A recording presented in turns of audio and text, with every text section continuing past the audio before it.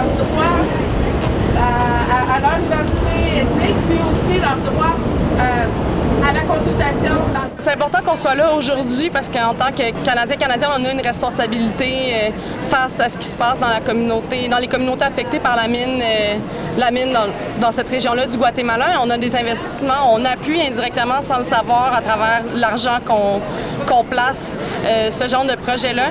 Donc c'est aussi notre responsabilité d'appuyer les communautés qui sont dans la lutte pour leur territoire, pour leur environnement là-bas. Depuis près d'une dizaine d'années, les communautés du sud-est du Guatemala se sont mobilisées pour empêcher l'exploitation minière sur leur territoire par crainte de destruction environnementale notamment et pour défendre leur territoire. Elles ont organisé des consultations municipales qui se sont soldées par un rejet clair de ce type d'exploitation-là.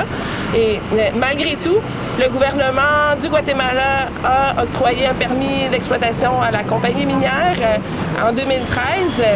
Et quelques semaines suivantes, l'octroi du permis, un état de siège a été imposé dans les communautés qui s'étaient le plus opposées au projet minier. Il y a eu plusieurs actes de violence qui ont été répertoriés, la persécution des autorités Xinca qui a eu lieu pendant cette période-là. Et la compagnie, bon, c'est ça, depuis avril 2013, a été en opération jusqu'à la décision récente de la Cour suprême qui a reconnu le droit à la consultation des peuples, des communautés Xinca et qui a suspendu les permis. On espère que la suspension qui demeure peut-être temporaire des permis d'exploitation de Tahoe Resources